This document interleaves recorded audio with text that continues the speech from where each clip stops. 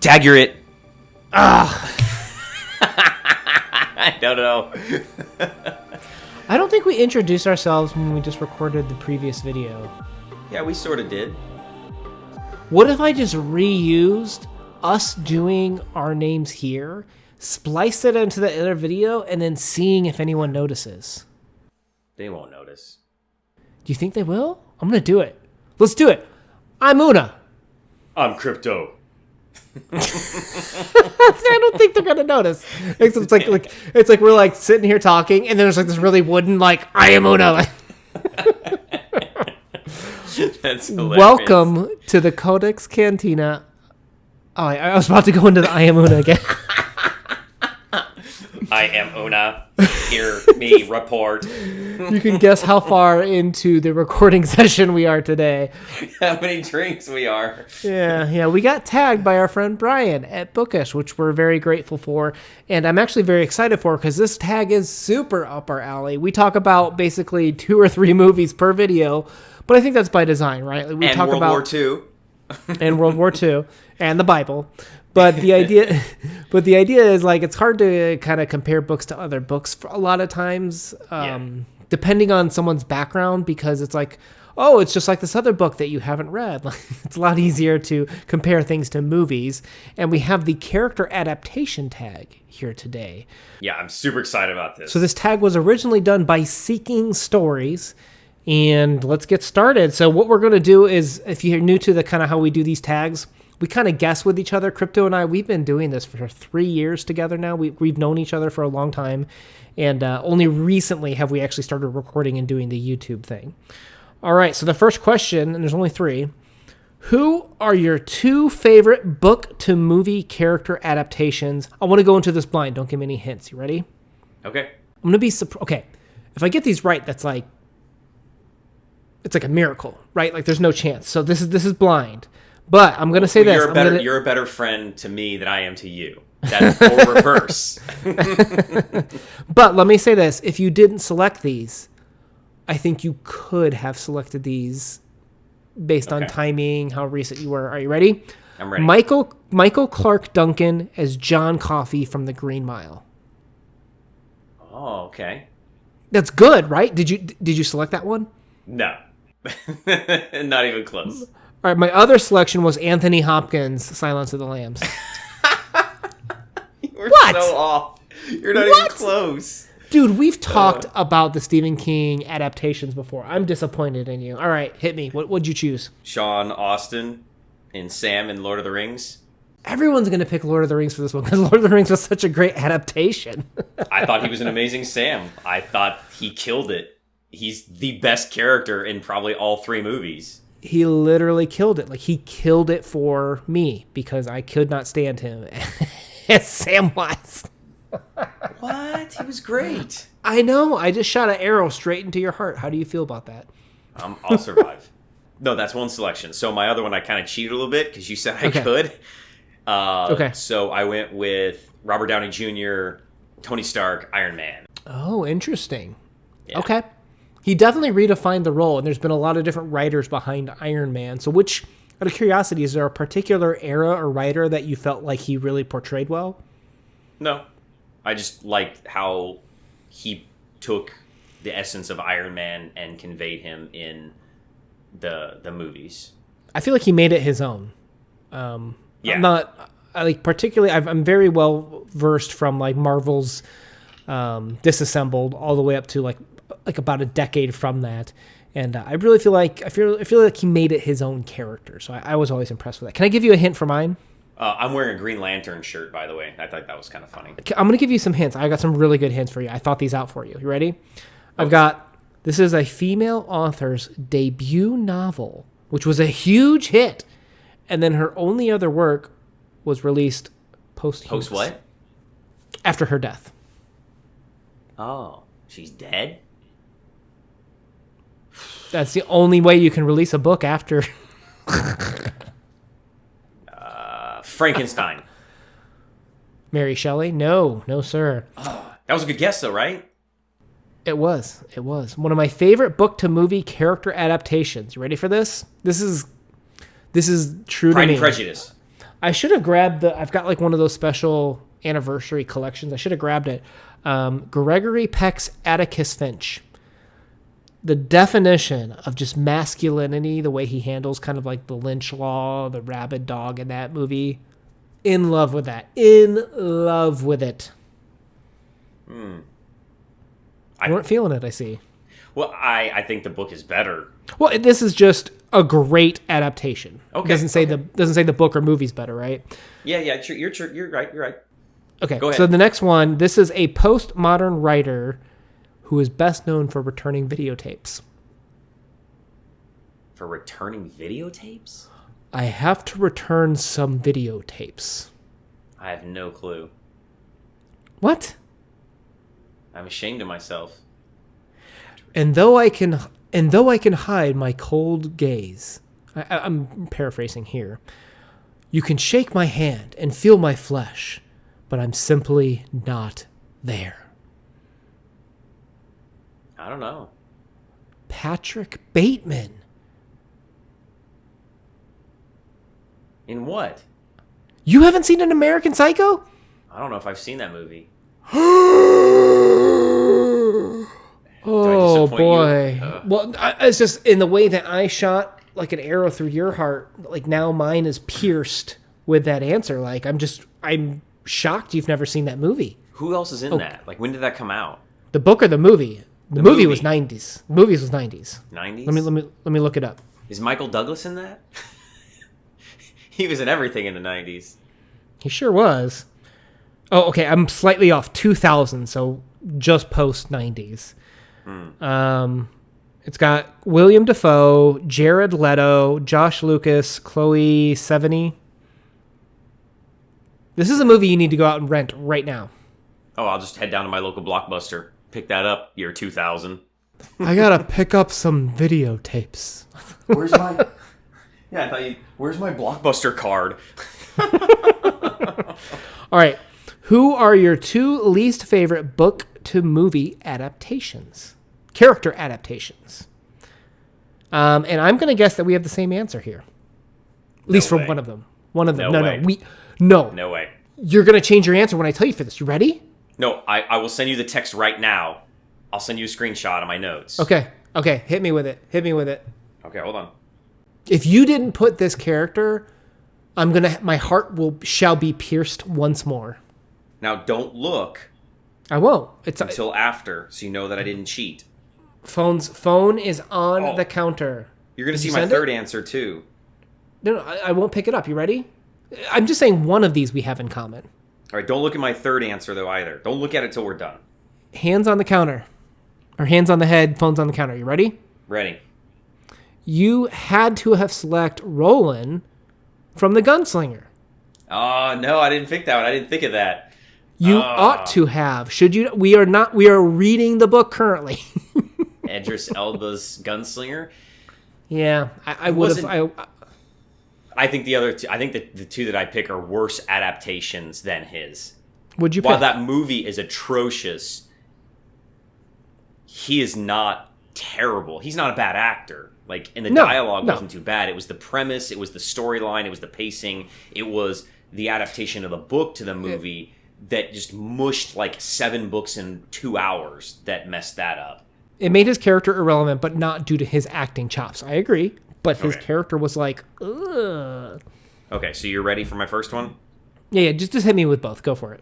All right, so I don't know if you can see back behind me here, right there is my collection of 2 autographed Terry Goodkind books for the Sword of Truth series, which was turned into a TV show made in Australia called The Seeker, because that's his nickname in the series. He's called The Seeker. That's his title.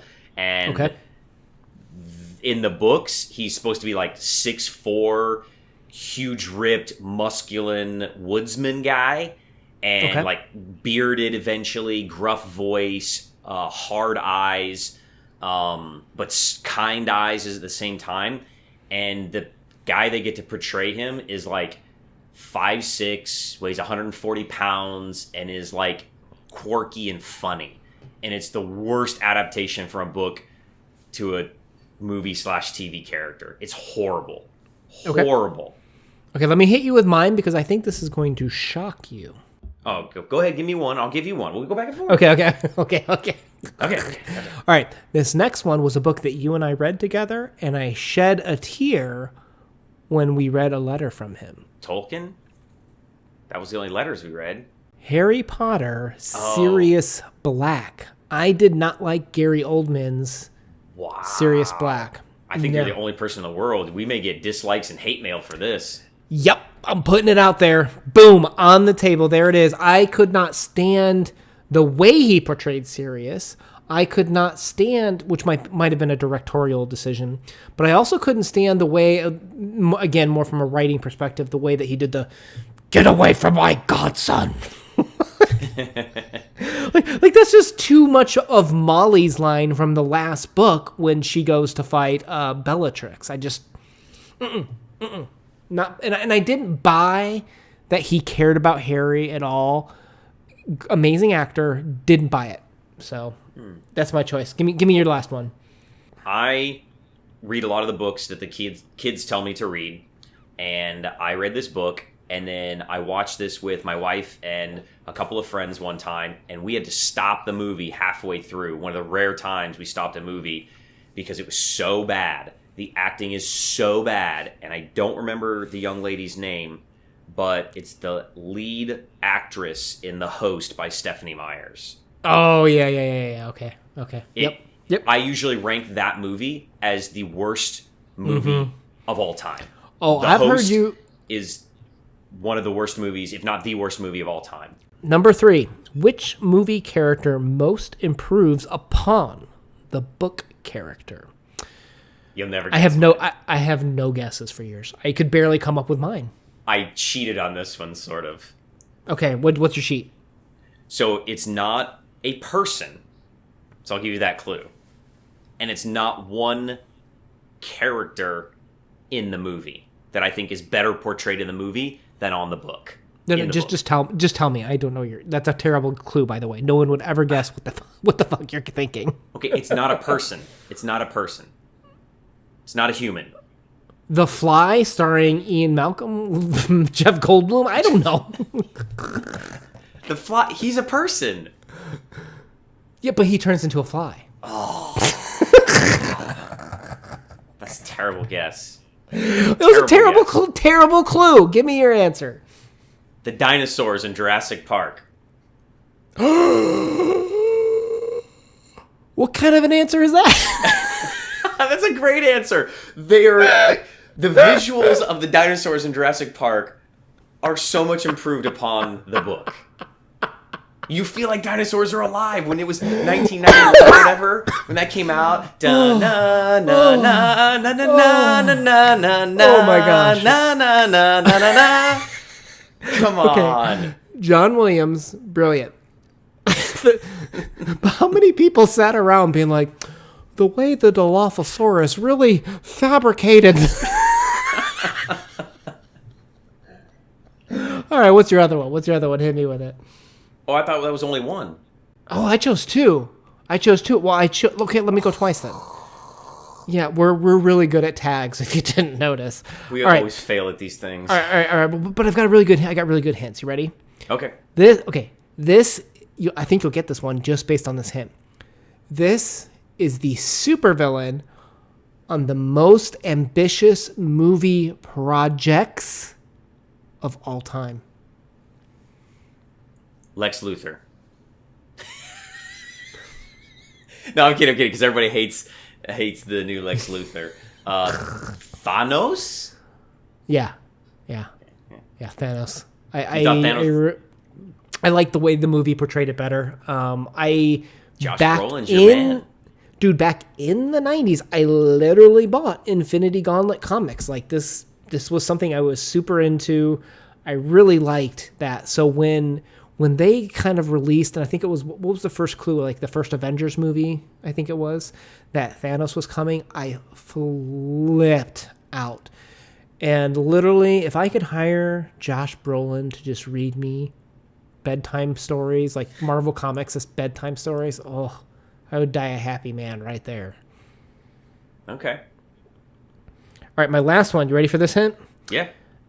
All right, this actor played a role in a Star Wars movie that I refuse to acknowledge as canon. Okay. And so he plays a different character in another movie? In the Star Wars movie that I refuse to acknowledge as canon. Well, I know what movie that is, and you think that... No, just the actor. Okay, the actor. So Mark Hamill. No. Harrison Ford? I'm going to go with Laura Dean with Ellie Sattler from Jurassic Park, because apparently you've read that book too, which I guess we've never talked about. Interesting. Well, if you remember in the book, she was so flat. It was like boring. And they kind of like invented her role for the movie where she's like flirting with Ian Malcolm. She's flirting with Dr. Grant. That didn't happen in the book. Yeah, no. That's cool though. We had the same movie. Yeah. We had one that was the same. How long we've been doing this, right? No, when did you read that? Dude, I was like, I want to say I was either like, I think I must have been 5th grade when I read that book. Which dates me. Sorry. I was probably 14, so 8th grade. Okay, so you're a little bit older when you read it. You know, I think it was like an extra book on a shelf in my elementary school. Why that was in the elementary school, I don't know, but I read it. Jurassic Park, Michael Crichton in elementary school? Man, that's a progressive elementary school. I was into it. And I remember I had a class, my Mr. Nielsen in elementary school, we had an English class. I literally ripped off a scene from the book, like literally like plot point for plot point, action item for action item. I had to write like a creative story for my English class, and I ripped it off directly from the Michael Crichton Jurassic Park book. He probably noticed. It's a good thing teachers. Una, your writing is exceptionally good this week. Yeah. It's a good thing they can't go back in time and change our syllabus, right? All right, so in terms of who we tag, I'm just going to pick 3, but if you see this and you thought it was fun, please continue to make this tag live on in glory. I think the original creators of it would appreciate it. I do think their channel is worth a check out as well. But I'm going to tag Brian from Book Wanting. You probably haven't seen... You might have seen his comments a few times, Crypto, but my gosh, that guy is hysterical. Like he's got great book taste, and he's a very good channel, but I've interacted with him through talking with him. Hilarious. Really, really funny guy. Definitely check out his channel. I'll put the links below. I'm going to tag Kathy from Grim Reads, who I told you, Crypto, I actually found out that I have had crossed paths with more or less in real life. That's crazy. It is. I can't believe it, and we didn't realize it until later. But she's got a really thoughtful channel. She's very soft-spoken, but sit down and listen to her, and she's brilliant. I recommend go checking out her channel, Grim Reads. Put the link down below.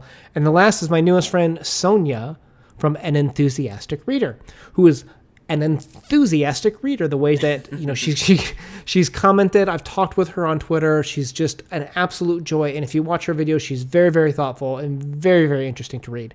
We tag you guys, thus 3. And as usual, I did no research as to whether you've done this tag before. That's the type of YouTube. That's the type of YouTube channel we are. But we tag thee thusly. If you have done it already, please consider doing a different tag and have fun on this in the same way that we have. So, with that, guys, thank you for checking us out. If you've never seen our videos before, we do literary discussions all the time on literary fiction and other nerdy things like Michael Crichton, basically. And Stephen King. Una out. Peace.